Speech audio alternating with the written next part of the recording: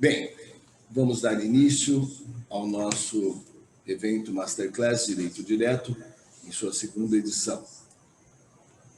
Hoje deixamos de ir ao ar ao vivo pelo canal do YouTube e pela página, pelo grupo Eventos do Universo Jurídico do Facebook. Subiremos o vídeo mais tarde, após a edição. Estará disponível nesses canais para os colegas que eventualmente não puderam participar deste evento de hoje. Inicialmente, quero agradecer às editoras Novo Século, a editora Postigo, a editora Rumo Legal e a editora Mizuno, parceiras desse projeto, do projeto Estudando o Direito, que é idealizador desse evento. Quero saudar a nossa palestrante, a doutora Carolina Hirata, os colegas do Centro Acadêmico Professor Fernando Capês, do Centro Acadêmico Professor Alberto Mesquita de Camargo e da Associação UASA, União da Associação da Advocacia Santamarense, e também da editora Mizuno, parceira de primeira hora desse projeto, que nos apoia nesta edição.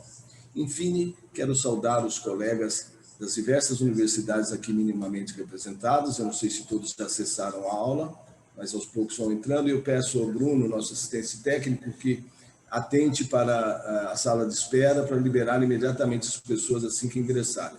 Obrigado, Bruno.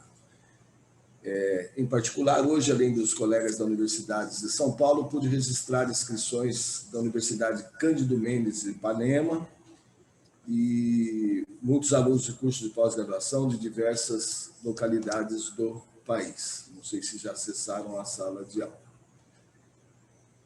Deixa eu ver o que mais. Sejam todos, então, bem-vindos. E, nesse momento, eu passo a palavra. Veja, por gentileza, libere, por favor, o microfone do Jefferson, do Centro Acadêmico Fernando Capês, para que ele faça a saudação, se ele quiser fazer uso da palavra. Jefferson. Boa noite. Estão me ouvindo, Wander? Perfeitamente. Tá me boa noite, pessoal. Sou o Jefferson Rodrigues, atual diretor de comunicação do Centro Acadêmico de Direito, professor Fernando Capês, na Universidade 9 de Julho. E falando em nome do Centro Acadêmico, estamos agradecidos e felizes de ser um dos apoiadores do evento, Wander. Acreditamos que, por meio desses eventos acadêmicos, a gente possa aprimorar o nível intelectual dos nossos alunos, na qual a gente representamos fora e dentro da universidade. Gostaria de agradecer também a presença da palestrante do dia. Será um tema muito importante para que os alunos possam compreender o Ministério Público e como funciona. E passo a palavra agora para o Wander. Bruno, por gentileza, peço verificar se tem alguém presente do acadêmico da Universidade de São Paulo. Eu peço que, se estiver presente, se manifeste para fazer o uso da palavra, pelo chat mesmo. Estou ligado, muito, por favor, Bruno. Bom, na ausência.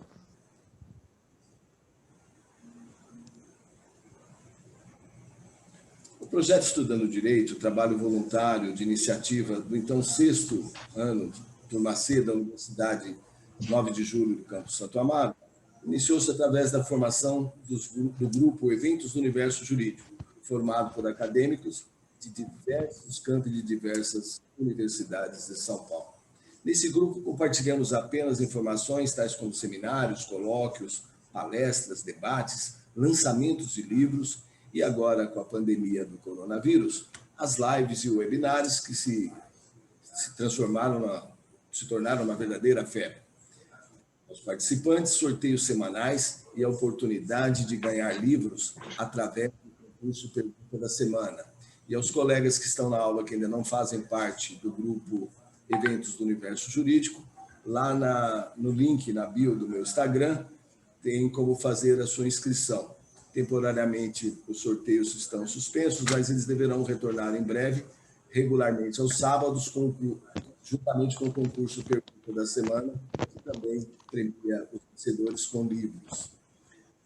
Pois o projeto Estudando Direito, que nasceu, dentre outras, com a finalidade de desenvolver ações capazes de agregar valor à nossa formação acadêmica, fazer bom uso das redes sociais, estimular a leitura, contribuir, ainda que por via transversa, com a redução dos índices da evasão acadêmica, venceu a barreira de um ano e tornou-se mais ambicioso.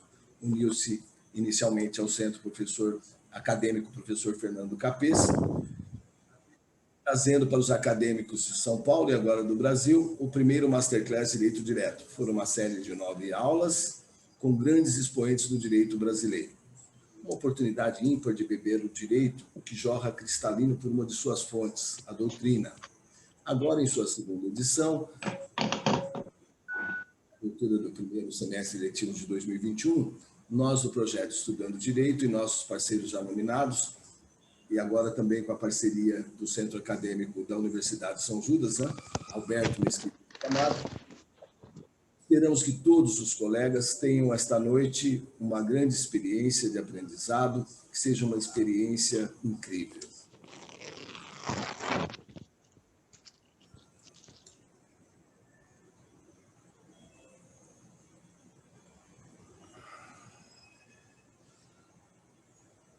Um momento, por favor.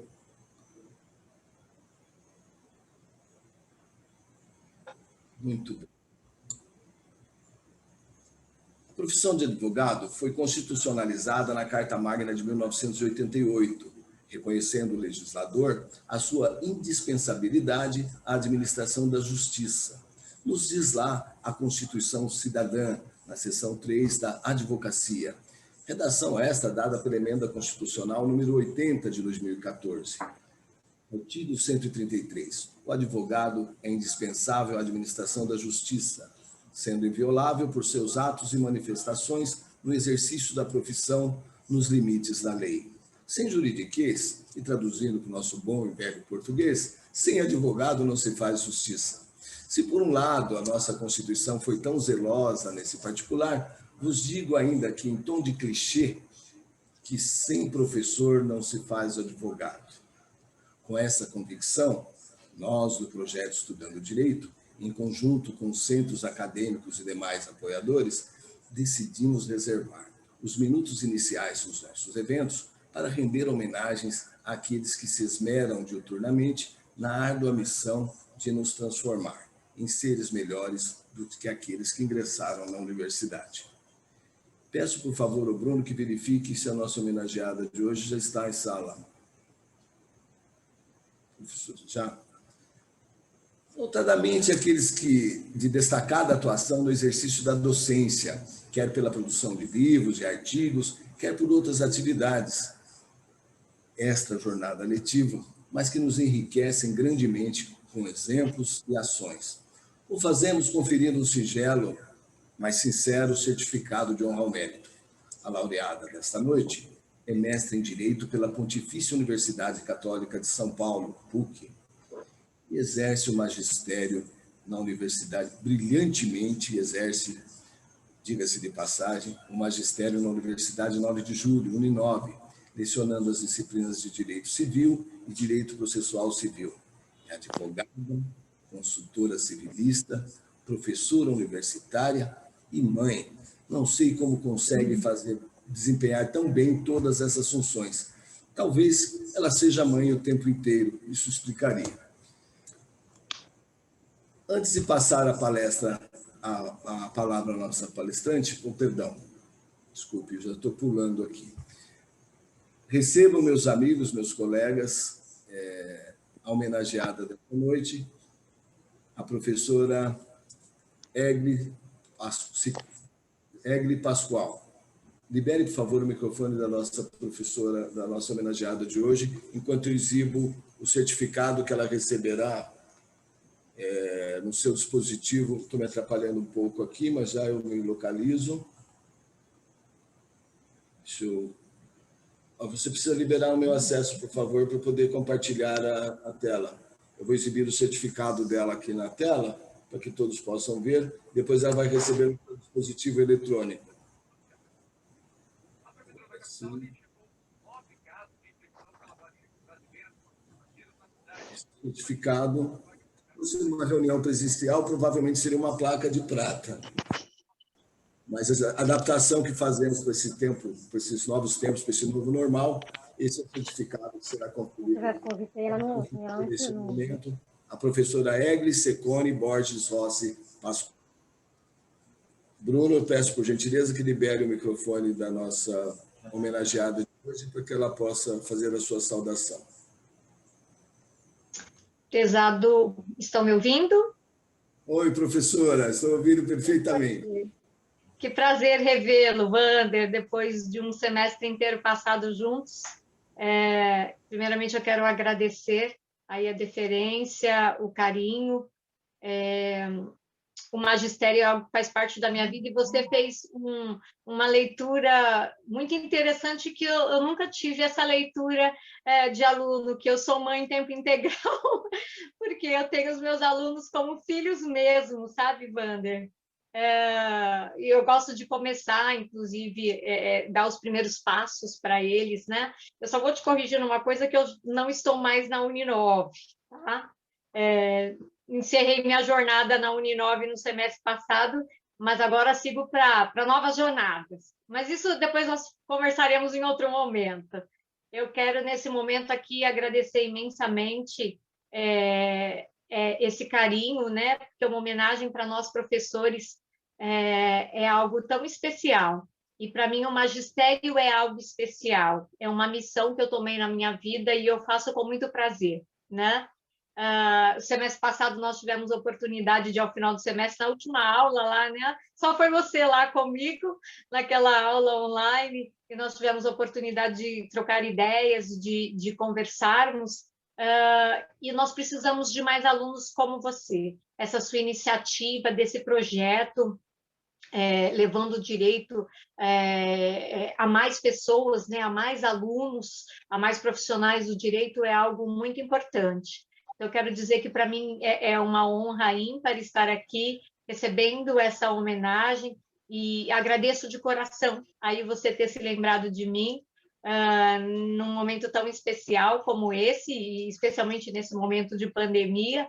E eu estou no magistério já há quase 23 anos. Eu me formei e já entrei no magistério, porque era algo que sempre queimava o meu coração de poder ensinar. E pretendo continuar ensinando enquanto Deus me der sabedoria, me der forças. É o que eu tenho de desejo realmente. E isso que você traz aqui, esses outros colegas, os professores, os palestrantes que virão hoje, certamente devem ter esse desejo, por isso que estão aqui participando deste projeto.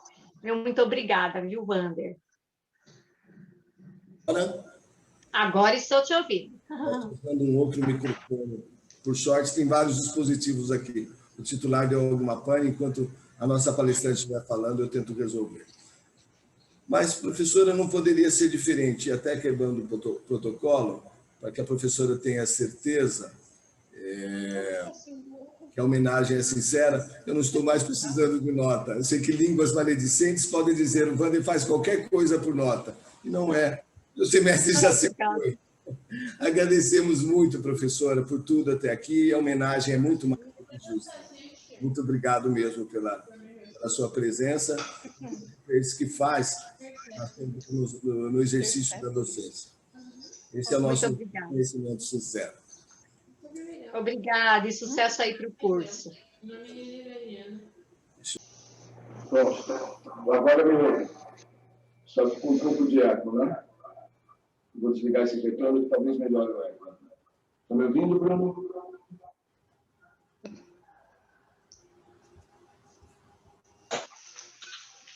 Talvez agora diminua o eco, não. Diminuiu? Ok, resolvido. Bem, peço desculpas. Em vista dos problemas que tivemos ontem, esse foi o menor. Antes de passar a palavra para a nossa palestrante, vou falar sobre a dinâmica do evento para aqueles que estão participando pela primeira vez. Neste momento, abro as inscrições para eventuais perguntas. Os colegas, conforme no roteiro, viram que as inscrições para perguntas são exclusivamente pelo e-mail eventosdouniversojurídico@gmail.com.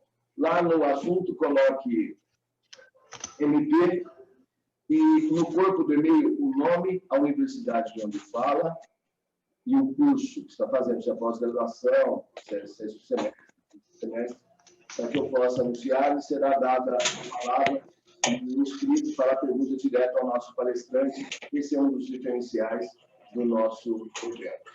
Também peço ao Bruno que disponibilize no chat a lista de presença para que os colegas possam assinar. Peço aos colegas muita atenção para escrever as iniciais maiúsculas e as demais em minúsculo, porque a partir dessa lista nós vamos fazer o sorteio e também a emissão do certificado de comparecimento a este evento. Bruno, por favor, disponibilize no chat o link para a assinatura da lista de presença. E, feitas essas considerações, então, e aberta as perguntas.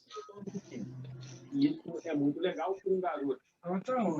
Poxa, isso eu não estou esquecendo de Ai, nada. gente, apareceu isso aqui. Procuradora do Trabalho na belíssima cidade de Campinas, especialista em Direito Constitucional e em Processo Civil pela PUC, Pontifícia Universidade Católica de Minas, mestre em Direito pela Unimep, autora de livros e artigos jurídicos, professora do Gran Cursos Online, Promages, e professora convidada de pós-graduação da Universidade Presbiteriana Mackenzie, membro do Instituto Brasileiro de Direito Processual.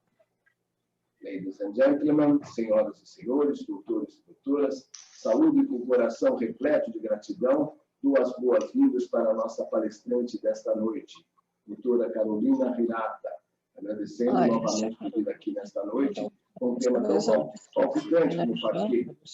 Somos todos ouvidos. Doutora Carolina, seja muito bem-vinda. É um prazer imenso tê-la aqui conosco. Por favor, Bruno, libere o microfone para a nossa palestrante e mute o microfone dos demais, que tem colega com o microfone aberto aí, que eu estou vendo que está, inclusive, sobrepondo a minha imagem. Primeiro, libere o microfone da nossa palestrante. Obrigado. Boa noite a todas e a todos. Estão me ouvindo? Eu estou sem retorno aqui, só um momento. Estão me ouvindo?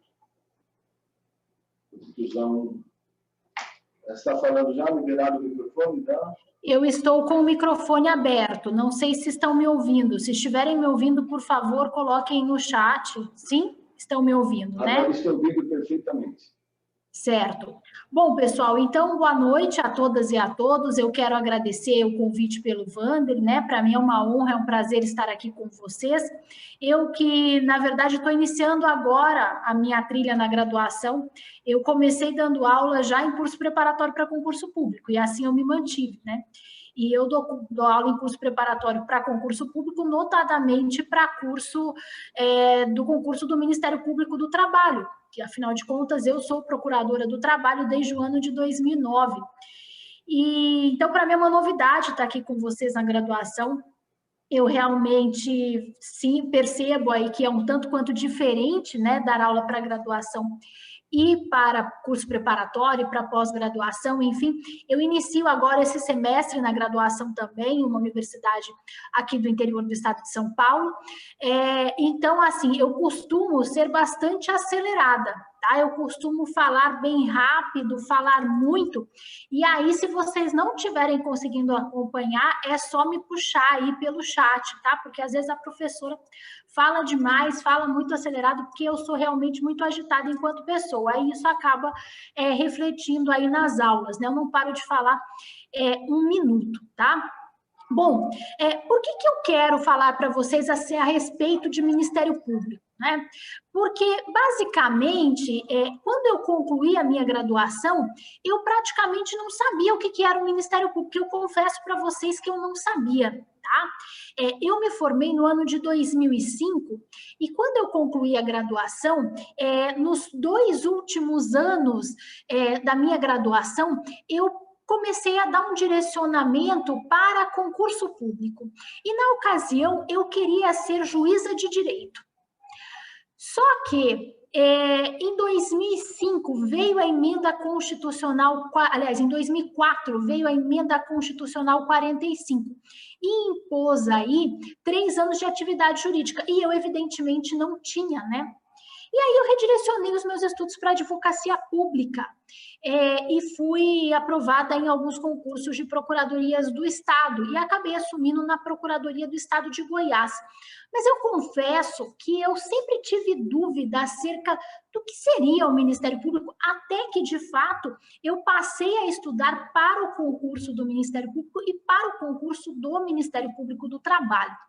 Então, pessoal, eu acho que na graduação nem sempre isso fica muito claro para a gente. O que é o Ministério Público brasileiro, né? Em que consiste essa instituição?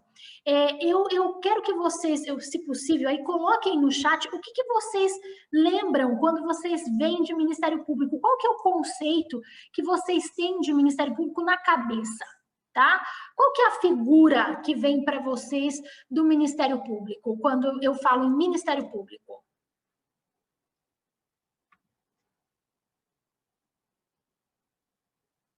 Alguém aí se arrisca?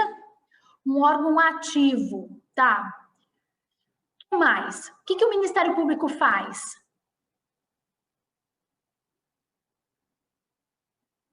Alguém mais aí se arrisca? Quanto a um conceito de Ministério Público, gente? Custos legis. Custos legis, sim, é uma boa noção de Ministério Público. Defensor dos direitos coletivos, de relevância social, muito boa, Elisângela. Investigação das provas, tá. Defende ordem jurídica. Eu confesso que vocês estão com um bom conceito aí de Ministério Público. Eu confesso para vocês, é uma instituição que tem como responsabilidade a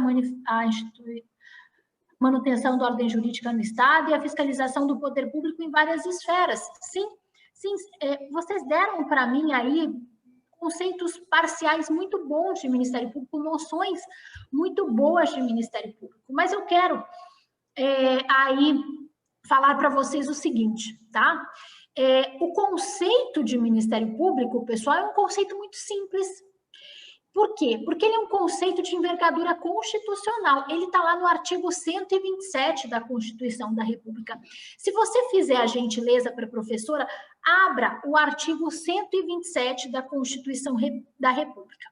E aí vocês vão ver o seguinte: o Ministério Público é instituição permanente, essencial à função jurisdicional do Estado, incumbindo-lhe a defesa da ordem jurídica, do regime democrático e dos interesses sociais e individuais indisponíveis. Esse é o conceito que vocês têm que guardar de Ministério Público, que é o conceito constitucional. E ele é um conceito, pessoal, que é o conceito, em razão da envergadura, né, da sede, ele é um conceito aí que é utilizado por toda a doutrina, por toda a jurisprudência, e que, portanto, vocês também podem adotar. Agora, eu concordo com vocês que esse conceito, embora ele seja pomposo, ele dá para a gente uma ideia meio restrita do que seja o Ministério Público, pelo menos não dá uma ideia tão concreta, uma ideia assim tão precisa. E é por isso que eu costumo trabalhar com os meus alunos o conceito de Ministério Público, o conceito constitucional, mas eu gosto de decompor esse conceito constitucional.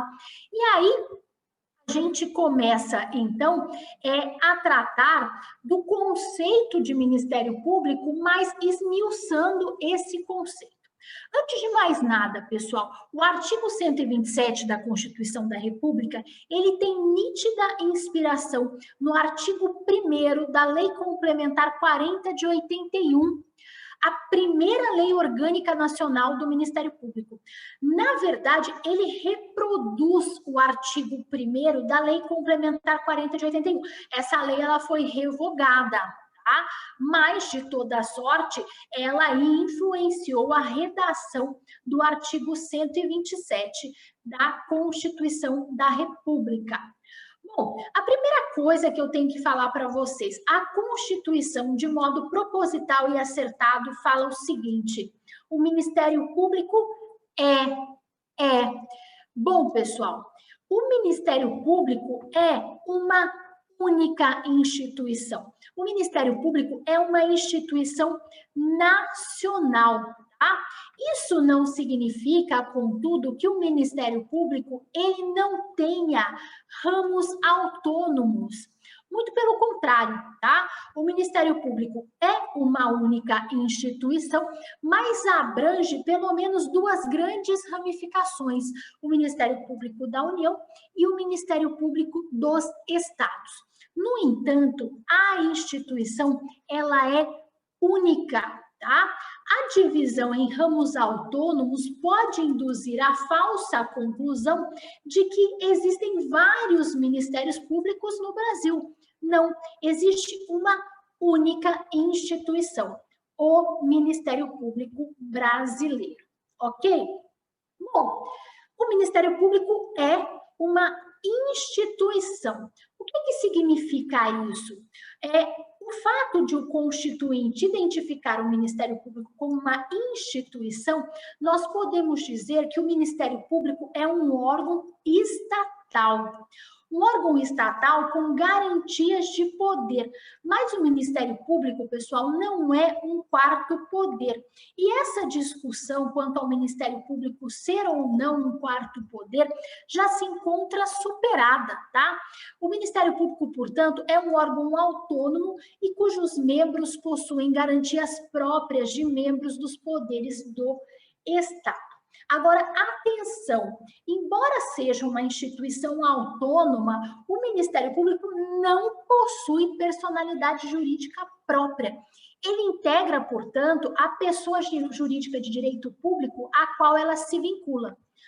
O Ministério Público do Trabalho, por exemplo, é um ramo do Ministério Público da União. E como ramo do Ministério Público da União, integra, portanto, a União. O MPT, ou mesmo o MPU, não possui personalidade jurídica própria.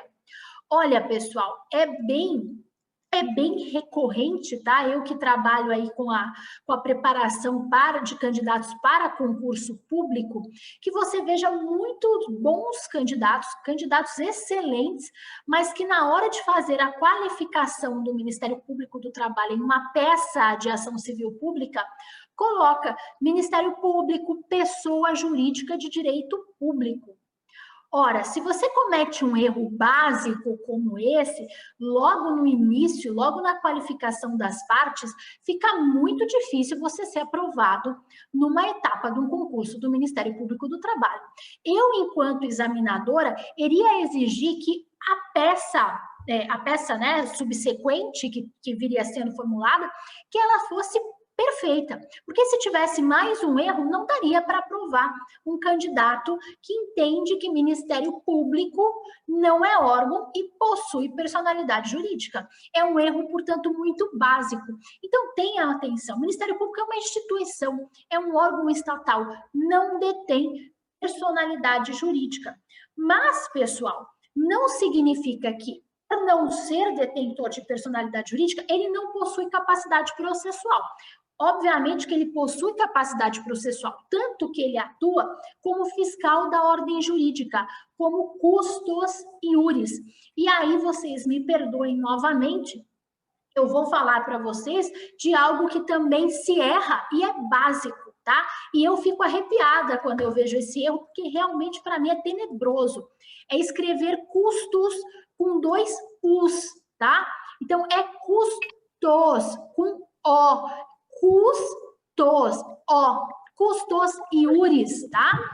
Se você escreve também em uma prova discursiva custos com U, você tem que ser muito bom no restante para você convencer o examinador que você merece ser aprovado. Tá da mesma cor, a gente vai economizar. Eu acho que tem alguém aí que está com o microfone aberto.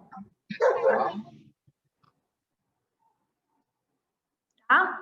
Bom, pessoal, além da capacidade processual, o Ministério Público detém também o quê? Detém capacidade postulatória, né? Então, tem a representação aí em juízo. Bem, vamos prosseguir no nosso conceito constitucional. O Ministério Público é instituição permanente. O que eu quero dizer com permanente? Quer dizer, pessoal, que a instituição Ministério Público não pode ser abolida pelo poder constituinte derivado ou reformador. Como assim, professora? Como assim? Gente, cuida-se de uma cláusula pétrea heterotópica.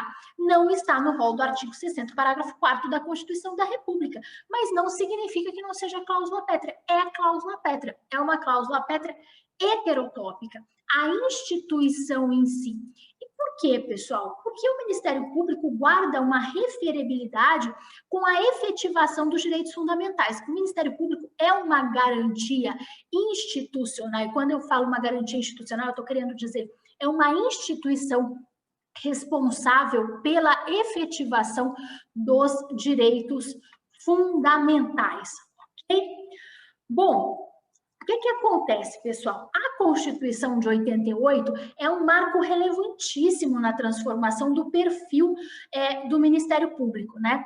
Foi com a Constituição de 88 que o Ministério Público se desvinculou aí do Poder Executivo e passa, então, a defesa de interesses sociais, né? A interesse público primário e, portanto, uma garantia institucional de efetividade dos direitos fundamentais. Vocês já devem ter ouvido a seguinte expressão, ainda há juízes em Berlim. Vocês já ouviram isso? Essa expressão?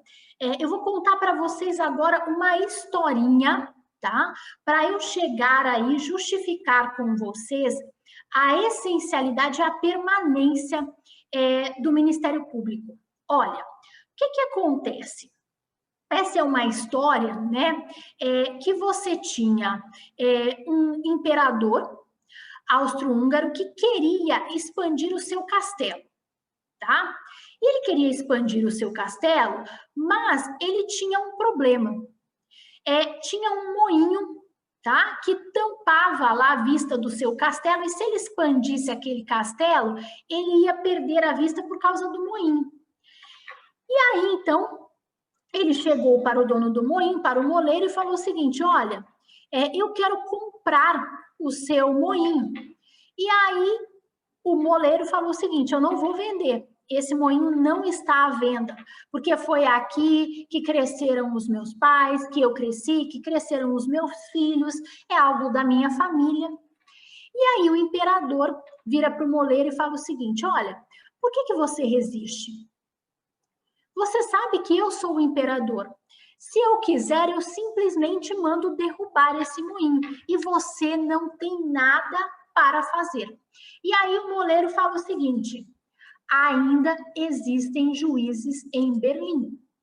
E essa frase, gente, virou um símbolo da resistência contra atos arbitrários do Estado, tá?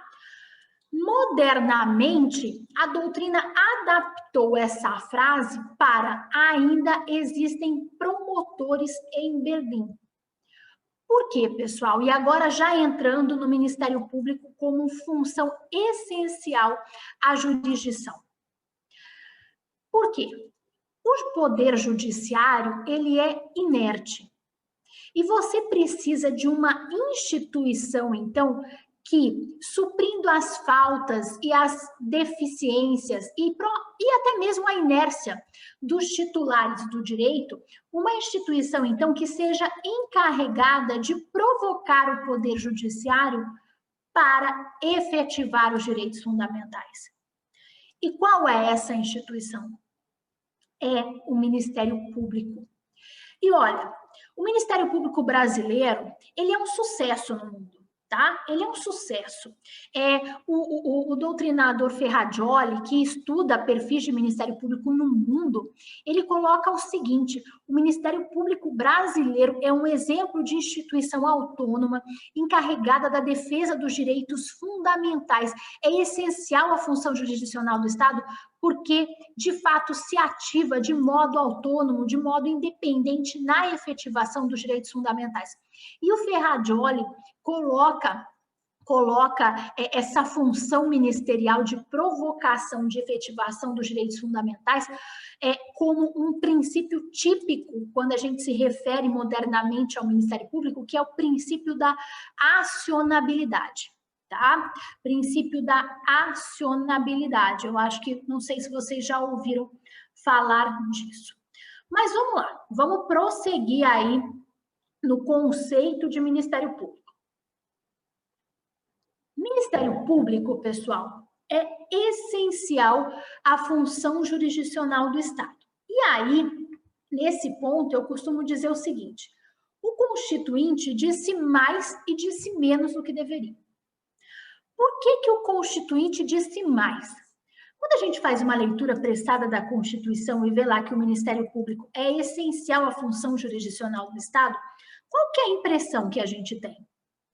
A gente tem simplesmente a impressão de que o Ministério Público deve oficiar em todas as demandas que tramitam perante o Poder Judiciário, em que, evidentemente, se identifique uma pretensão, né, uma alegação de violação de direito. Querem um exemplo? Eu, Carolina, enquanto cidadã, vendo o meu carro para a Dona Maria. A Dona Maria simplesmente me dá o cano, não me paga, tá? Bom, nesse caso eu entro com uma ação em face da Dona Maria. O Ministério Público vai atuar nesse processo, gente? O que vocês acham? Vai atuar nesse processo? Carolina versus Dona Maria, entre iguais? Não, João, tá certíssimo. O Ministério Público não vai atuar nesse caso. Por quê, pessoal? Existe algum interesse que legitime a intervenção do Ministério Público? Não há. E quais são esses interesses, então, que legitimam a atuação do Ministério Público? E quando eu falo em legitimar a atuação do Ministério Público, é como órgão agente ou como órgão interveniente. Quais são esses interesses? Olha, eu costumo dizer para os meus alunos que são 3 fatores causais que legitimam a atuação do Ministério Público. O primeiro, a qualidade da parte. Então, demanda que envolva, por exemplo, interesse de incapaz. Tá? Segundo, natureza do bem jurídico discutido no processo. Trazendo aqui para a minha área, tá? Que é a área trabalhista, uma causa que verse, por exemplo, acidente de trabalho com morte em razão do descumprimento de normas de saúde e segurança do trabalho. Terceiro fator legitimante, repercussão social da lesão. Então, uma ação civil pública, tá? Com, sei lá, 1.000 beneficiários, 500, 100, repercussão social da lesão. A propósito, no caso de ação civil pública, né? O artigo 5º, parágrafo 1º da LSCP, da Lei 7347 de 85, já impõe aí a obrigatoriedade de participação do Ministério Público do Trabalho. Precisa preencher as 3 etapas para ele atuar? Não, João, é um dos fatores legitimantes, tá? Então, ou interesse de incapaz, ou natureza do bem jurídico ofendido, ou repercussão social da lesão. Não precisa ter os 3, ok? Mas são nesses 3 casos, nessas 3 hipóteses que são alternativas entre si, que aí sim nós temos a legitimação do Ministério Público para atuar, seja como órgão agente, seja como órgão interveniente, ok? Então, quando a gente faz uma leitura apressada, a gente pensa, nossa, então quer dizer que o MP atua em todas as causas que tramitam perante o Poder Judiciário? Não, não é isso. Tem que ter a presença de um fator legitimante, ok? Um desses 3 que eu coloquei para vocês. Bom, pessoal, mas o legislador também disse menos. Porque quando a gente pensa que o Ministério Público atua perante o Poder Judiciário, pode transparecer também uma leitura apressada que o Ministério Público atua única e exclusivamente perante o Poder Judiciário. Só que não, tá? Só que não. O Ministério Público tem uma relevante atribuição extrajudicial. Por exemplo, um instrumento, inclusive, constitucionalizado, artigo 129, inciso 3º da Constituição da República, o inquérito civil. Tá? Então, nós temos uma relevante atribuição extrajudicial. Atribuição extrajudicial essa que é considerada como preponderante e também como preferencial à atuação judicial ou demandista, tá? Hoje, no Ministério Público Brasileiro, nós temos dois modelos de atuação, duas grandes veias, o modelo resolutivo e o modelo demandista. O modelo demandista é aquele no qual você transfere a resolução do litígio para o Poder Judiciário. E o modelo resolutivo é aquele no qual o próprio membro do Ministério Público protagoniza a tutela, protagoniza a solução daquele conflito de interesses cuja tutela lhe caiba, tá? Então, pessoal, essa atuação resolutiva, que pode ser judicial também, mas que preferencialmente é extrajudicial, ela é estimulada, por exemplo, pelo Conselho Nacional do Ministério Público, recomendação 54 do CNMP, do Conselho Nacional do Ministério Público. Bom, professor, então o que a senhora disse até agora foi que o Constituinte fez uma salada e não falou nada de concreto. Olha, não é bem assim. O Constituinte falou algo de concreto e algo de preciso. Por que o Ministério Público, então, pessoal, é essencial à função jurisdicional do Estado? Duas perspectivas. Uma perspectiva criminal, penal, e a outra não penal, civil, em sentido lato. Bom, perspectiva criminal. Sobre uma perspectiva criminal, o Ministério Público, ele exerce parcela do jus puniendi estatal. E o jus puniendi estatal, gente, é expressão de soberania do Estado. Quais são as fases do jus puniendi estatal? Você faz a lei, você executa, você aplica, aliás, você faz a lei, você acusa, você aplica e você executa. São 4 momentos. 4 momentos. Aonde o Ministério Público está? O Ministério Público está justamente na acusação. Por quê? Ministério Público é titular privativo da ação penal pública, artigo 129, inciso 1º da Constituição da República. Então, Ministério Público é essencial à função jurisdicional do Estado? Sem dúvida. Sem o MP não tem órgão acusador, não tem jus puniendi estatal, tá? Então, é essencial nessa medida. Perspectiva criminal. Perspectiva civil, não criminal. Ministério Público provoca o Poder Judiciário para a efetividade dos direitos fundamentais. E aí, nós vamos lá para o princípio da acionabilidade, para aquilo que eu coloquei para vocês. Ainda existem promotores em Berlim. Ok, pessoal? Vamos aí prosseguir. O Ministério Público, ele é encarregado ainda da defesa da ordem jurídica. Pessoal, quando a gente pensa em defesa da ordem jurídica, eu não quero dizer aqui defesa da lei, mas como defesa da ordem jurídica como um todo. O membro do Ministério Público, ele não é um intérprete acrítico da lei.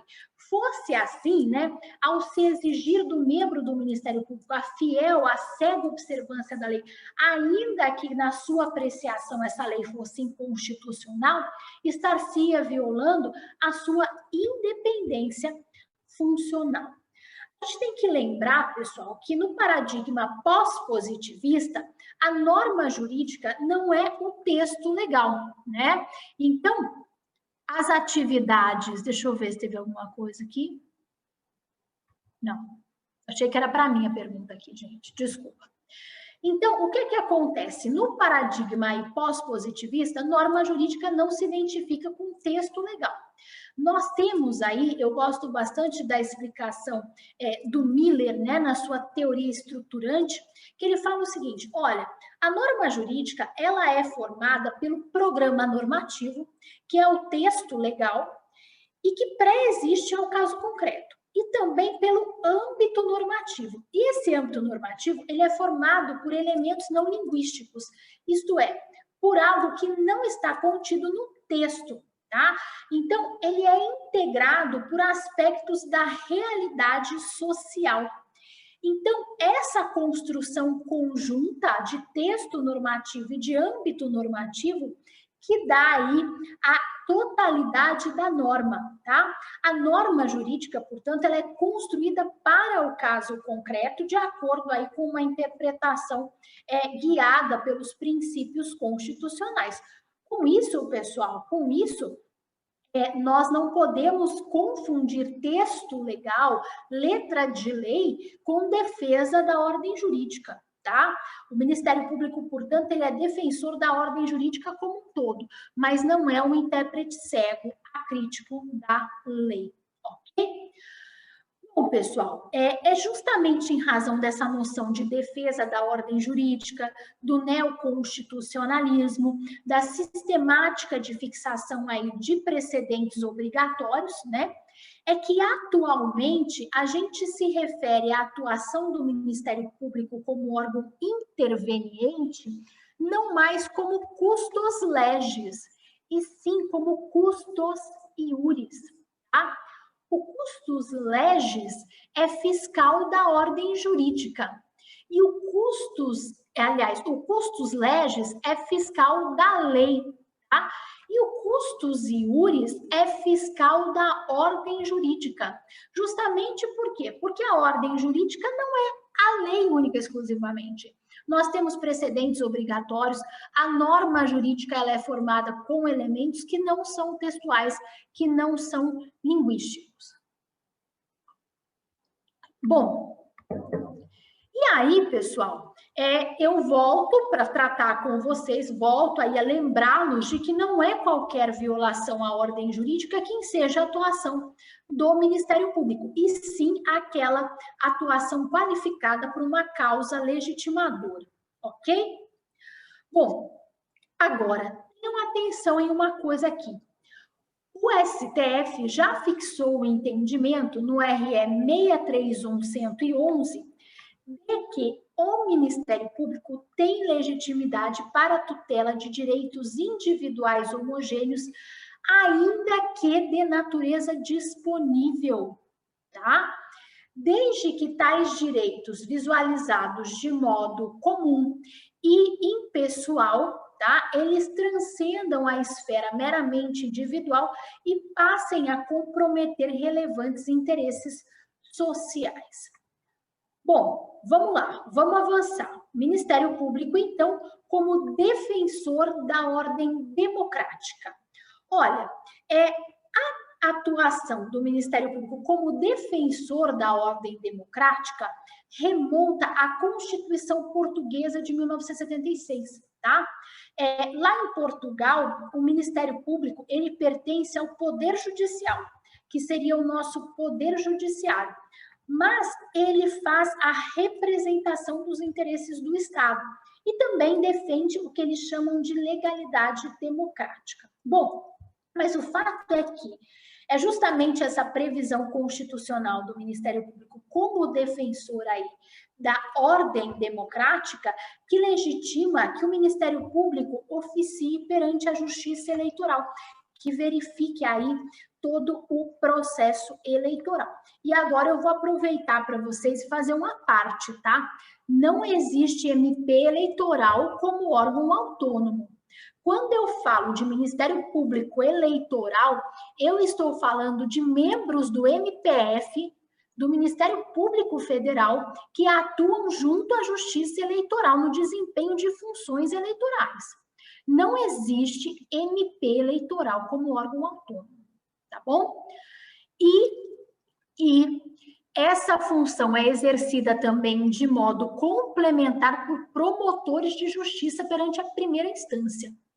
Mas as funções eleitorais cabem de modo precípuo ao Ministério Público Federal. Começando aí, pessoal, pelo Procurador-Geral Eleitoral. Quem que é o Procurador-Geral Eleitoral? É o Procurador-Geral da República, tá? Bom, então, só aí, na verdade, para fazer menção para vocês, acerca, só um parênteses aí, porque geralmente as pessoas falam, porque é o Ministério Público Eleitoral, e as pessoas pensam que é um órgão autônomo, não é, tá? Bom, última parte do nosso conceito. O Ministério Público faz a defesa dos interesses sociais e individuais indisponíveis. Bom, pessoal, quando a Constituição quis colocar o Ministério Público como defensor dos interesses sociais e individuais indisponíveis, quis colocar aí o quê? Que o Ministério Público se ativa na defesa do interesse público primário, de modo desvinculado, de modo independente do interesse do Estado, enquanto uma organização detentora dos seus próprios interesses, né, que são os chamados interesses públicos secundários, ok? Bom, mais uma observação, há quem identifique aí na expressão interesses sociais, uma forma coloquial de se referir aos interesses meta ou transindividuais, ok? Que são aqueles lá previstos no artigo 81, parágrafo único do CDC, da Lei 8.078 de 90, que eu imagino que as senhoras e os senhores já conheçam, que são direitos difusos, coletivos e individuais homogêneos. Bom, pessoal, vocês sabem a origem do Ministério Público? Da onde surgiu essa figura aí do Ministério Público? O primeiro promotor, tá, que se tem notícia na história, foi evidentemente um promotor ad hoc, tá? E o nome dele era Miron.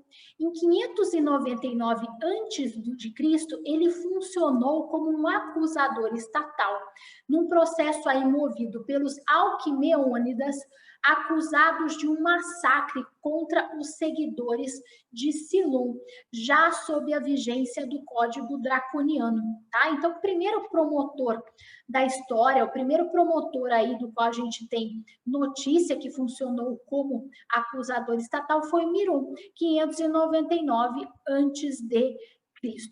Agora, pessoal, a origem moderna do Ministério Público está lá na Ordenança Francesa de 1302, do rei Filipe IV, Filipe o Belo, né, conhecido como Filipe o Belo.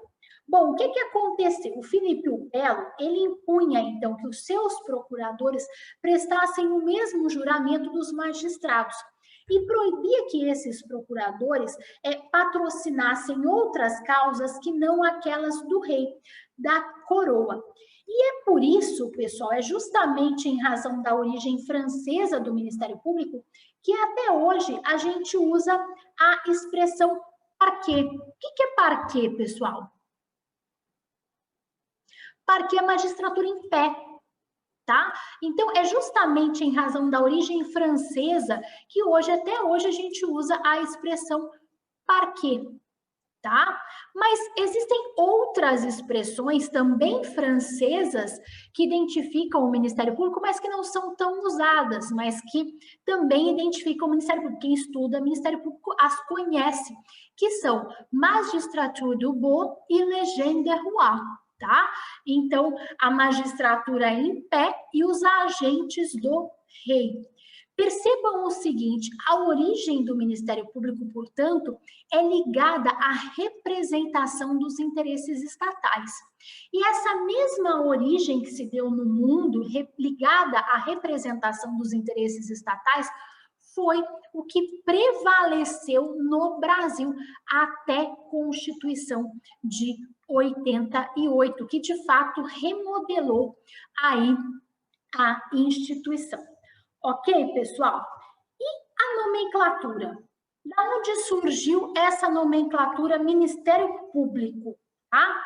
Bom, essa expressão Ministério Público, ela surgiu pelo uso nas comunicações escritas entre os exercentes do cargo, né, desse cargo de parquet, eles se referiam às suas próprias funções como Ministério Público, isto é, Ministério Público, o que é? Nada mais é do que um Ministério Público, do que uma função pública. E a partir, então, do século XX, né, a expressão passou a ser utilizada em determinados provimentos legislativos para se referir a um magistrado específico, tá? Qual magistrado específico? A magistratura em pé, o parquet, o Ministério Público, ok? Bom, pessoal, o Ministério Público Brasileiro, ele tem uma configuração absolutamente sui generis, uma configuração que é referência mundial, né? Eu costumo dizer, e na verdade não só eu, mas várias pessoas costumam dizer, o brasileiro é muito bom em duas coisas, né? Em música, em processo civil, é referência, né? E eu acrescento, o brasileiro é muito bom em música, em processo civil e Ministério Público. É de fato muito bom, né? E aí, nós temos, né, além dessa conformação tão típica, tão própria brasileira do MP, nós temos mais 4 tendências fundamentais que a gente pode identificar no mundo no que tange ao Ministério Público, ao menos no que tange às democracias ocidentais, ok? Bom, o primeiro perfil de Ministério Público é o perfil que a gente encontra nos países do Common Law, tá? E nesses países, a função do Ministério Público se resume basicamente à acusação penal. Nós temos uma segunda tendência aí mundial nas democracias ocidentais que coloca o Ministério Público como integrante do Poder Executivo, mas com prerrogativas semelhantes à magistratura. Esse modelo a gente encontra na Alemanha, na Espanha, na Holanda, tá? Temos ainda um terceiro modelo, que é um modelo que é utilizado na Itália. As carreiras, pessoal, de magistrado e de MP, elas são unificadas. É o que a gente chama de magistrati italiani. Então, lá nós temos uma única carreira. E a cada 4 anos você pode migrar de uma carreira para outra. E, por último, nós temos aí a tendência encontrada em Portugal. O Ministério Público, então, é um órgão do Poder Judicial, mas representa o Estado. Além de, evidentemente, exercer a ação penal, defende a legalidade democrática e outros interesses definidos em lei. Ok? Bom, pessoal, eu poderia tratar aqui com vocês de uma breve incursão histórica, tá? Do Ministério Público brasileiro. Mas, no entanto, eu acho que não seria muito interessante para vocês, tá? Basta vocês entenderem, por exemplo, eu vou falar brevemente aqui, né? A Constituição de 67 incluía o Ministério Público dentro aí do Poder Judiciário. E a de 69 dentro do Executivo. A de 88, então, que veio colocar o Ministério Público como uma instituição autônoma, tá? Poderia voltar mais para as demais constituições? Sim, 46, 34, 1891 e a do Império? Posso, mas acho que não seria tão interessante para vocês aqui. Seria mais interessante para vocês ter um perfil atual, né, da instituição. E, portanto, eu vou lá para os princípios institucionais, tá? Se vocês pegarem o artigo 127, parágrafo 1º da Constituição da República, que eu sinceramente espero que vocês já tenham manuseado, aí ele enumera como princípios institucionais do Ministério Público a unidade, a indivisibilidade e a independência funcional. Olha, unidade e indivisibilidade são princípios institucionais que se ligam à origem histórica do MP e, portanto, à dinâmica do Estado francês, que é um Estado unitário. Agora, quando a gente traz unidade e indivisibilidade para o Brasil, a gente tem que lembrar que a gente está numa federação. Então, esses princípios de unidade e de indivisibilidade no Brasil, eles assumem uma conformação própria que é compatível, portanto, com o Estado federativo, ok? Bom, o que é a unidade, gente? A unidade significa que existe um Ministério Público brasileiro com os seus ramos autônomos entre si. E mais, né?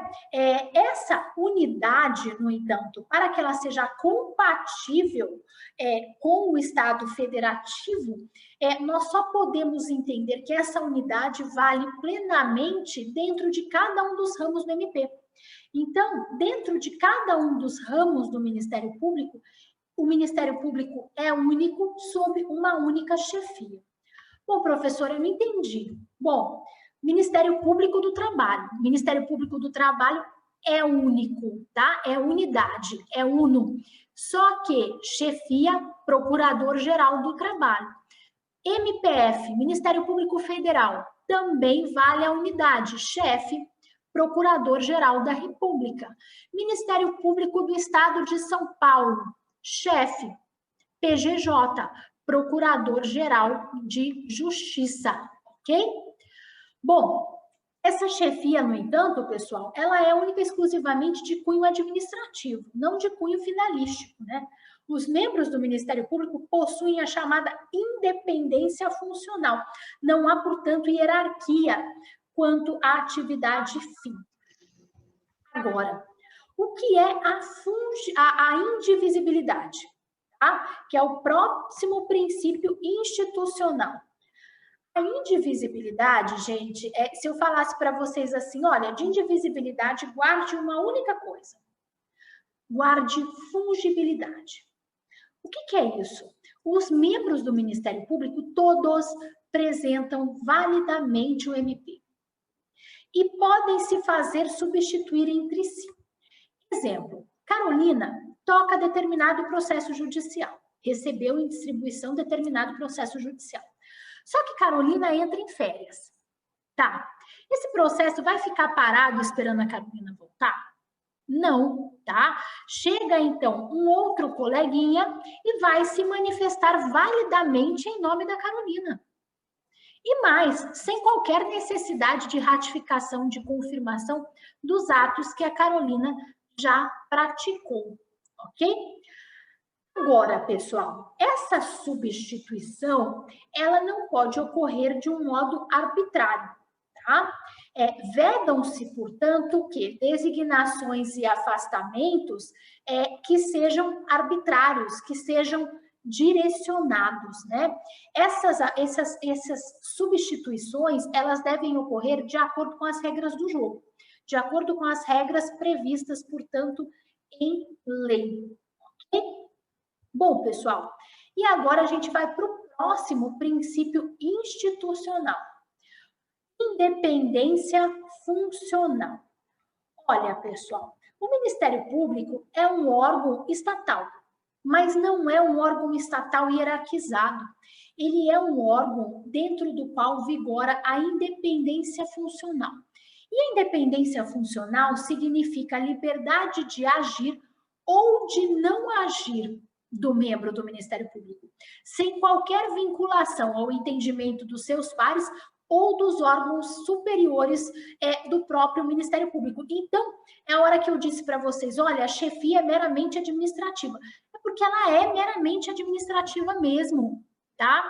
O Procurador-Geral do Trabalho não pode vir para mim e falar assim, Carolina, faça desse jeito, esse seu processo você se manifeste dessa forma.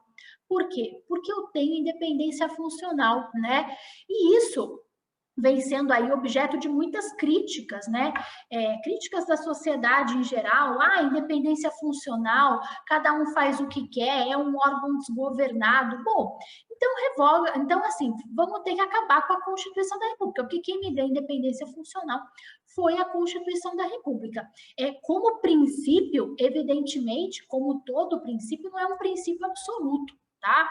Mas a independência funcional, ela existe justamente para você garantir a isenção, a imparcialidade da atuação, a livre atuação do membro do Ministério Público, ok?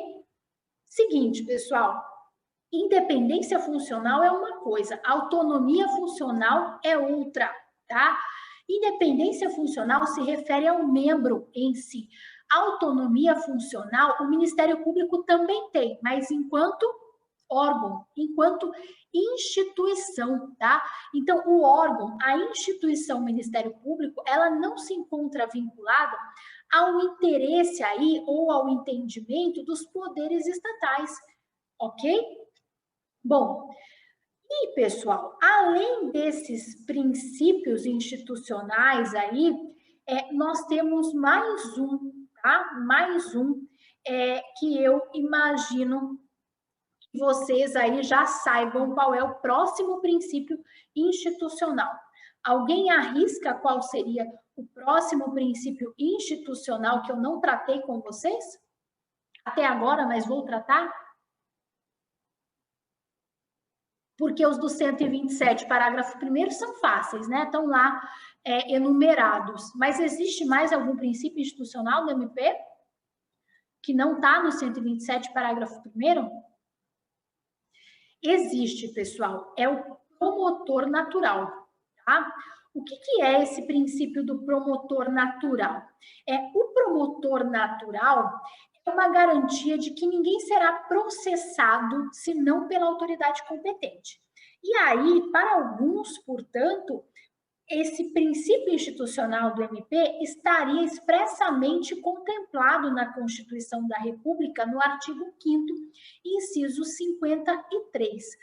Agora, pessoal, há quem também coloque o princípio do promotor natural como uma decorrência da inamovibilidade do membro e de sua independência funcional, ok? Bom, sem dúvida, o princípio do promotor natural é uma garantia de isenção e imparcialidade da atuação do membro do MP, que será aquele que foi previamente constituído e competente segundo regras objetivas. É justamente em razão do princípio do promotor natural que nós vedamos a designação casuística de promotores específicos para o caso. São os chamados promotores ad hoc, né? O primeiro promotor da história, o Miron, 599 a.C., ele foi justamente aí um promotor ad hoc, ok? Bom, pessoal, é claro que em determinadas circunstâncias, né, pode haver aí o afastamento de um membro de um Ministério Público, de um processo em que ele esteja atuando. Isso acontece em caso de remoção compulsória por interesse público, que é uma exceção constitucional. No caso de afastamento cautelar das suas funções, quando o membro vem sendo investigado por uma falta funcional e corre o risco dele interferir aí, nas investigações, ou mesmo uma alteração em lista bienal de designações e por aí vai, ok? Bom, pessoal, eu ainda tenho aí uns minutinhos, uns 13 minutinhos, né? Então, eu vou aproveitar para tratar com vocês da autonomia do Ministério Público. Bom, eu já falei para vocês da independência funcional e agora eu vou falar para vocês da priminha dela, que é a autonomia funcional, que eu disse para vocês que é da instituição.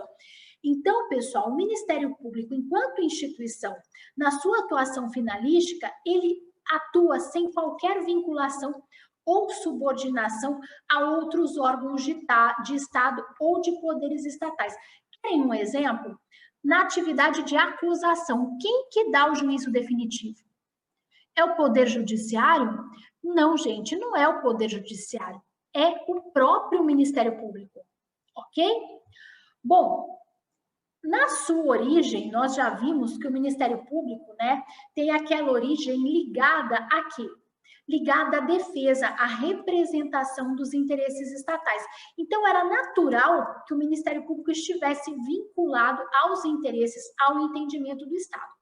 Agora, com a Constituição de 88, né, eu uso até uma expressão bem brega, né, que vários colegas meus dizem que é brega, mas eu adoro, que é Constituição Coragem, né, a Constituição aí que é a Constituição de 88, a Constituição Coragem, né, foi uma expressão utilizada na Constituinte, na nossa Assembleia Constituinte. Então, com a nossa Constituição Coragem, né, houve a total desvinculação do MP aí da representação judicial das pessoas jurídicas de direito público, sendo, portanto, o Ministério Público possuidor da chamada autonomia funcional. E olha, o Ministério Público, ele tem também autonomia no desempenho da sua atividade meio. É ele, então, quem organiza e administra seus serviços e o serviço de pessoal, tá? Então, ele tem o poder de auto-organização ou a chamada autonomia administrativa. E aí, pessoal, atenção, o Procurador-Geral da República, ele tem competência privativa para a iniciativa de lei de criação de cargo de membro e servidor para o estabelecimento da política remuneratória e dos planos de carreira de membro e servidor, ok? Então, por exemplo, pessoal, quem que decide sobre a realização de um concurso público para provimento de cargo de promotor de justiça, de procurador do trabalho? O próprio Ministério Público. Quem que faz a nomeação? O próprio Ministério Público. Quem concede férias, afastamento para membro, para servidor? O próprio Ministério Público. Quem que instaura procedimento administrativo disciplinar? Quem que aplica a sanção? O próprio Ministério Público, tá? Bom, a última autonomia que eu quero tratar com vocês aqui é a chamada autonomia financeira. A autonomia financeira, ela compreende a elaboração de uma proposta orçamentária e a aplicação dos recursos orçamentários. Eu costumo brincar com os meus alunos que você identifica um promotor em começo de carreira quando você pergunta para ele qual é o artigo mais bonito da Constituição da República. O que vocês acham que um promotor iria responder? Qual é o artigo mais bonito, aquele que mais te inspira na Constituição da República? Vamos lá. O que vocês acham que um promotor iria responder? O meu é o artigo 5º. Para você seria o artigo 5º. O promotor, talvez, algo que lhe diga a respeito. Por exemplo, o 127, talvez. Talvez o 127, talvez o 129, que traz lá as funções institucionais. Algo assim, né? Então, esse é o promotor de início de carreira. Possivelmente ele fale para você assim, o artigo mais bonito é o 127, é o 129. Quando ele começa a ficar mais velho, como eu já estou mais velha de MP, né? Não de idade, viu, gente? Só de MP, porque naquela época que eu prestei o concurso, podia prestar com menos de 18 anos. Então, eu tô novinha ainda. Então, assim, ó, o que acontece? Hoje, se você perguntar para mim, Carolina, depois de 12 anos de Ministério, qual que é o artigo mais bonito da Constituição? Eu vou falar para vocês que é o artigo 168 da Constituição da República. Leiam lá o artigo 168, gente. Vejam se não é o artigo mais bonito da Constituição da República. Por quê? Quem não tem autonomia financeira não tem nada. O artigo 168 é o repasse em duodécimos dos recursos para o Ministério Público, tá? Se a gente ficasse dependendo aí do Poder Executivo, né, se não tivesse essa imposição constitucional para passar dinheiro para o Ministério Público, vocês imaginam só o que ia acontecer? A gente não teria Ministério Público. Então, quando o promotor já está um tempinho na carreira, ele já fala para você, não, o artigo mais bonito é o 168 da Constituição da República, é o que assegura a efetiva autonomia, que é justamente a autonomia financeira. Ok, pessoal? Mas vamos lá, brincadeiras à parte, né? Como que acontece isso? É assim, ó, o chefe do Ministério Público encaminha ao chefe do Poder Executivo a proposta orçamentária do órgão Ministério Público. O chefe do Poder Executivo, ele anexa essa proposta à proposta global da pessoa jurídica de direito público, tá? E encaminha o projeto de lei ao Poder Legislativo. Uma vez aprovada a LOA, a Lei Orçamentária Anual, o Ministério Público tem uma dotação orçamentária própria e recebe mensalmente esses recursos previstos em lei. É justamente o artigo mais bonito da Constituição da República, o artigo 168, a dotação orçamentária própria e o repasse em duodécimos, ok? Bom, caso o MP não encaminhe a proposta no prazo previsto na Lei de Diretrizes Orçamentárias, o chefe do Poder Executivo, ele pega a proposta anterior, tá? A proposta vigente, na verdade, faz os ajustes de acordo com a LDO e manda para o Poder Legislativo. Pessoal, o fato do MP ter autonomia financeira não significa que o Ministério Público não se submeta ao controle externo do Poder Legislativo com o auxílio do Tribunal de Contas. Também não afasta, evidentemente, o controle do Poder Judiciário ou mesmo o controle do Conselho Nacional do Ministério Público. Olha, eu tenho pouco tempo aqui, acho que 5 minutos, é isso, Wander?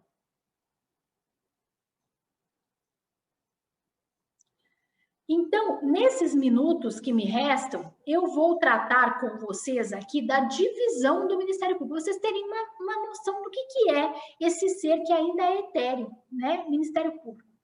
É o seguinte, gente, nós temos o Ministério Público brasileiro, que, como eu disse para vocês, o Ministério Público é uma única instituição. E aí nós temos duas grandes veias, tá? Aqui, ó, sua mão.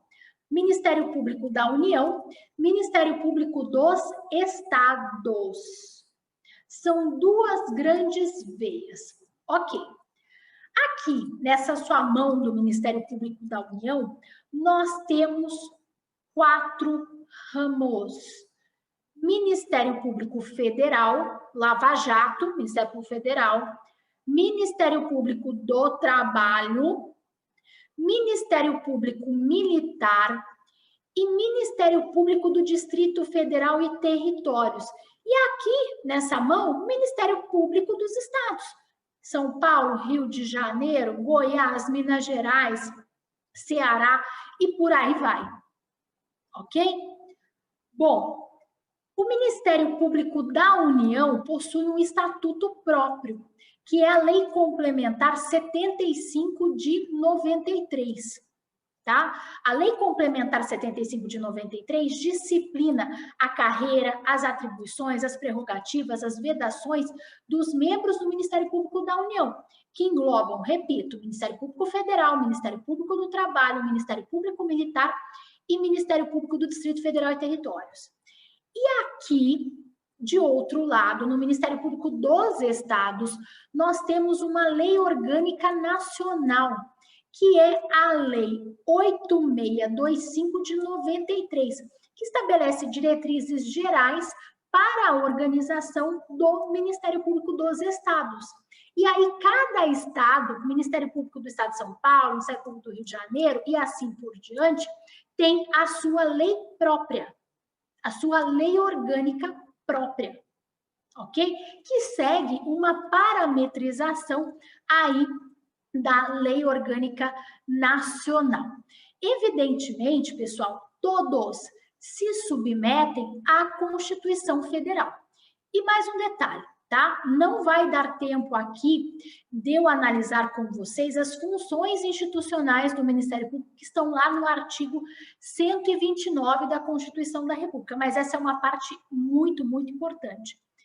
Agora, só falar uma coisa aqui para vocês. Quando eu falei para vocês a divisão do Ministério Público, percebam que eu não falei nada do CNMP, do Conselho Nacional do Ministério Público, que está lá no artigo 130A, tá? Por quê, pessoal? Quando a Constituição fala, o Ministério Público compreende, no artigo 128, parágrafo 5º da Constituição, ela não coloca o CNMP como órgão integrante do Ministério Público brasileiro. E aí, nós temos duas linhas de entendimento. A primeira é que o CNMP não integra o Ministério Público, é um órgão externo, inclusive por ter uma composição mista, e por não estar listado no artigo 128, parágrafo 5º da Constituição da República. E o segundo posicionamento que fala, olha, embora o CNMP não esteja listado no artigo 128, parágrafo 5º, de fato se cuida de um órgão que integra a estrutura do Ministério Público brasileiro, embora de composição mista. Afinal de contas, os tribunais também possuem o chamado 5º constitucional, também possuem composição mista, e ninguém vai dizer que não integram aí o Poder Judiciário. Ok? Pessoal, com isso, eu encerro a minha exposição, que na verdade foi uma breve aí noção do que seja o Ministério Público Brasileiro. Acho que uma noção, pelo menos conceitual, um tanto mais aprofundada, né? Não gosto de repetir o que os professores geralmente fazem, porque eu acho que dão uma noção muito etérea do que seja o Ministério Público, e eu gosto de trabalhar com as coisas um pouco mais pormenorizadas, porque eu sou professora específica de Ministério Público. Quero aproveitar aí para agradecer, então, a atenção dos senhores, dizer que para mim foi uma honra, que eu estou à disposição a partir de agora para dúvidas, esclarecimentos, sugestões e críticas, tá? Me sigam no Instagram, meu nick aí tá Carol Emirata, tá? @CarolEmirata. Enfim, é isso, eu estou à disposição, tá bom? Sou professora de processo do trabalho também, de processo coletivo, e desculpe aí qualquer coisa, se acabei falando muito rápido, se atropelei, não sei se vocês entenderam ou não. Eu estou aqui aí para aceito dúvidas, esclarecimentos e críticas, tá bom? Boa noite, pessoal. Boa noite. Imagino que foi sensacional a aula, sobretudo para quem está, como eu, prestes a prestar o exame da ordem, dicas importantíssimas para não escorregar naquela casquinha de banana e começar uma peça processual já com erro crasso. E que passa fácil de cometer. Imagino que o volume deve ser grande de erros dessa natureza. Eu não vou errar. Aliás, esta aula ela não foi transmitida ao vivo, como a gente fazia anteriormente, até por conta do controle de presença, para que pessoas externas não tenham acesso ao link de controle de presença da aula. Mas ato contínuo ao final dessa aula, vai subir essa aula no canal Eventos do Universo Jurídico no YouTube e na página do Facebook, de mesmo nome, Eventos do Universo Jurídico, onde os colegas terão acesso e por onde eu assistirei várias vezes essa aula.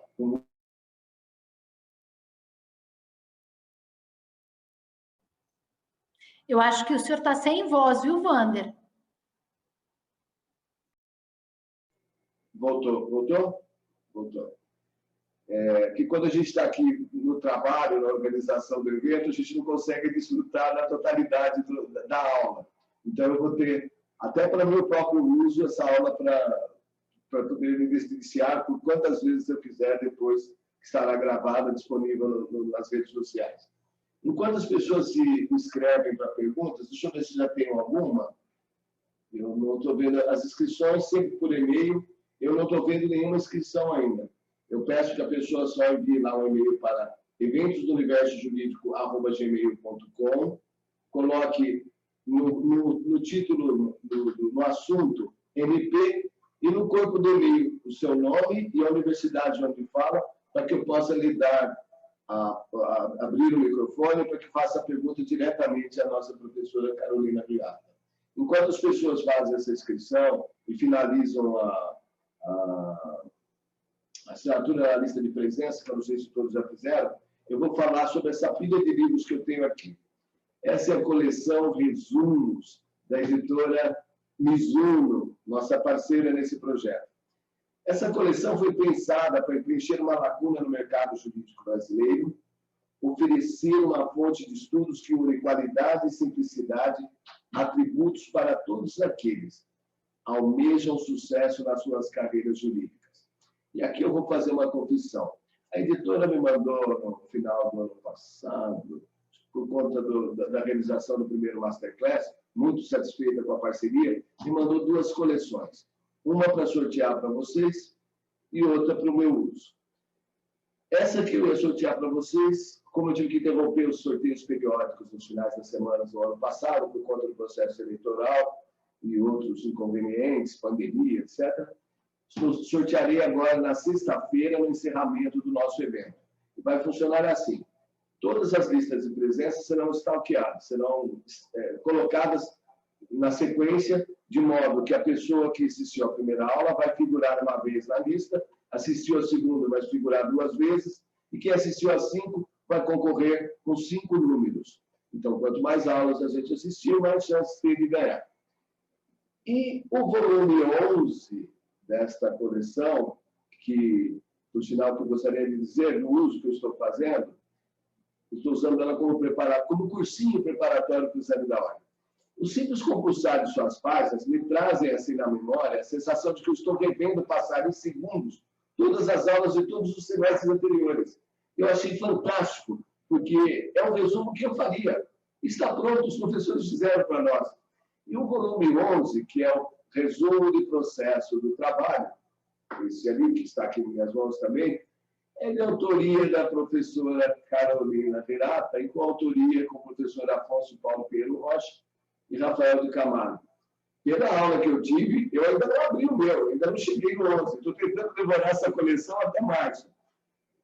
Agora acho que eu vou abrir hoje ainda, antes de dormir, depois das minhas orações à noite, vou ver se eu começo a compulsar esse livro, que eu já estou achando interessante pela natureza da aula que a gente teve aqui. Olha, estou super satisfeito e o colega que puder, que for contemplado com essa coleção também, vai estar bem, vai poder se preparar, vai estar bem municiado para preparar o seu exame da ordem. E aqueles colegas que, porventura, já estejam formados, estejam fazendo pós-graduação, é uma oportunidade grande de fazer uma revisão da matéria e o uso no cotidiano, na atividade profissional. Bom, vamos ver se temos alguma inscrição para pergunta. Não vi nenhuma inscrição. Quando a aula é boa demais, é assim, não fica dúvida. É incrível isso, viu? Pelo visto, não temos perguntas. Alguém pode se manifestar no chat se tem alguma dificuldade com o e-mail? Bruno, por gentileza, verifique o chat, que eu não consigo enxergar as letrinhas aqui no chat. Me auxilie, por favor. Alguém que queira fazer uma pergunta para a professora. Olha, estão dizendo aqui, não ficou nenhuma dúvida. A aula hoje foi maravilhosa. Quem está dizendo, Santana, João, não sei como Santana. Não dá para saber qual universidade, eu peço que se identifique, se quiser dizer alguma coisa para a professora. Bom. Não temos dúvida? Não havendo nenhuma dúvida, nenhuma pergunta, nenhuma manifestação, eu só tenho a agradecer à professora Carolina Hirata. Eu digo isso com muito prazer, é de uma felicidade imensa poder ter esse privilégio de ter uma aula dessa. Faz-me lembrar dos tempos do cursinho, a mesma dinâmica, a mesma energia da professora lecionando. Nossa, como eu gostaria, acho que vou até dar uma olhada depois no Gran Concursos, é isso? Se não me engano.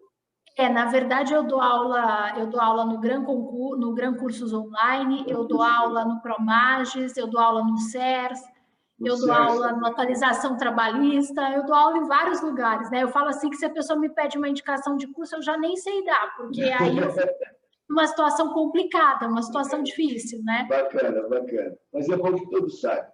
E aí eu vou, não havendo mais nenhuma manifestação nesse sentido, eu vou encaminhar para o encerramento, dizendo que, na sequência, seguirá o sorteio dos livros de hoje, que tem alguns livros aqui para sortear, fruto da generosidade de alguns mecenas, autores e também dos nossos parceiros.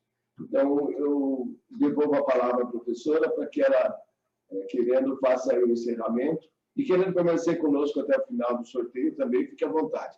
Mas eu lhe dou a palavra para encaminhar o encerramento desta maravilhosa reunião de hoje. Wander, eu agradeço imensamente o convite, a generosidade. Precisando, eu estou aqui, conte sempre comigo, viu, gente? Desculpa qualquer coisa. E, enfim, eu só tenho a agradecer aí a atenção, né, de vocês. E eu desejo para vocês aí uma boa noite, uma excelente semana. Se cuidem bastante, tá? Eu vou realmente me despedir aqui, porque o meu marido já está me chamando aqui para jantar, né? Então fica, vamos jantar. Então fica atazanando. Então eu já vou me despedir de vocês para eu poder jantar. Eu tive um dia bastante agitado hoje e, enfim, já estou um tanto quanto cansada, né? Eu não rendo muito à noite, eu rendo mais durante o dia. Quando eu sou muito agitada, chega à noite eu já estou realmente caindo, né? Mas, gente, eu agradeço demais a atenção de vocês, contem comigo para o que precisar. Estou à disposição, Wander, agradeço também o Rafael da editora Mizuno, tá? E, enfim, pessoal, é isso, viu? Desejo sucesso para vocês no exame da ordem, sucesso para vocês na carreira profissional. Não desanimem, né? Lutem pelo direito, sejam operadores aí aguerridos, façam aquilo que vocês acreditam e vai dar tudo certo, né? Se dediquem bastante, o caminho é sempre árduo. Quem escolheu direito vai estudar a vida inteira, é assim mesmo. E no final, eu garanto para vocês que depois de eu tenho 15 anos de formada, né, que eu concluí a graduação. Eu garanto para vocês que depois de 15 anos sempre estudando, isso vai ser um hábito, e aí vocês não conseguem mais ficar sem estudar. É como se você não escovasse o dente, se você não lesse uma coisinha nova ali do dia, viu? Então, tenho certeza que vocês vão se afeiçoar aí aos estudos e vão amar o direito e terão muito sucesso. Tá bom, pessoal? Então, boa noite, boa semana, beijo grande para vocês. Obrigado pela boa noite. Até mais, gente. Não, fuça. Tem um monte de microfone aberto aí para vocês. Sigam a professora Carol Renata, @Carol Renata, no Instagram, para não perder as postagens aí de grande relevância para nós acadêmicos do direito. Vamos ao que todo mundo está esperando, que é o sorteio de hoje. Gente, tem alguns livros bacanas aqui para sortear hoje. Eu vou sortear um livro, resumos da professora Carolina Renata, esse resumos do processo do trabalho. Essa coleção realmente está um primor, estou adorando. Tem um livro aqui do meu amigo Marcelo Barbieri, Lutas e Conquistas da Política Brasileira. O que houve? Esse microfone. Meu microfone? Travou minha imagem aqui.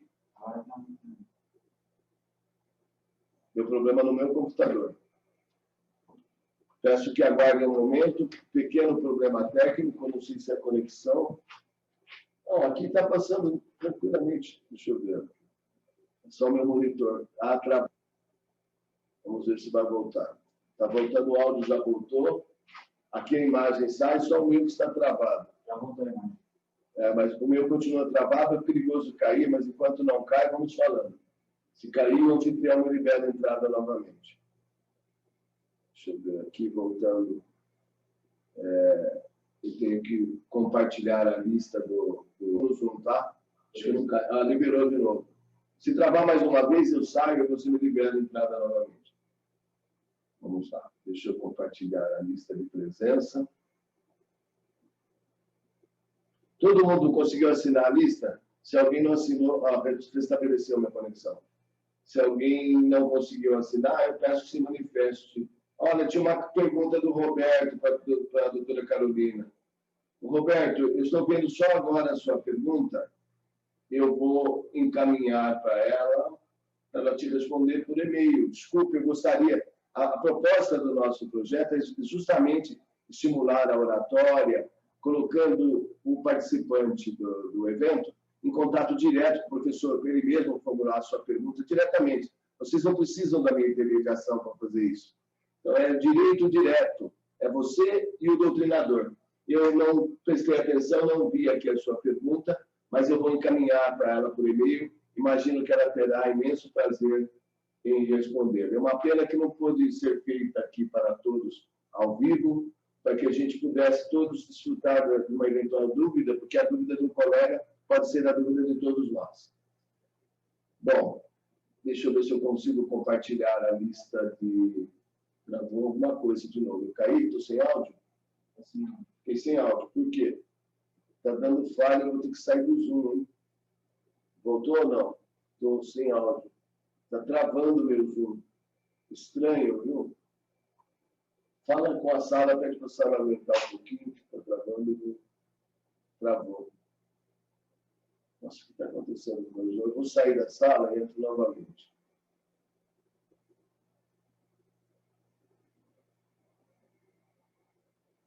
Será que interrompe a gravação se eu cair? Eu acho. Eu acho que eu já vou encerrar a gravação. Pode ser ela que está dando problema. Falta de espaço em disco, viu? Não duvido nada. Deixa eu dar uma... Só que está travado. Deixa eu destravar. Destravou. Vou encerrar a gravação. Aqui só dá pausa ou encerra. Voltou minha imagem, mas não voltou meu áudio, né? Está voltando minha imagem aos poucos.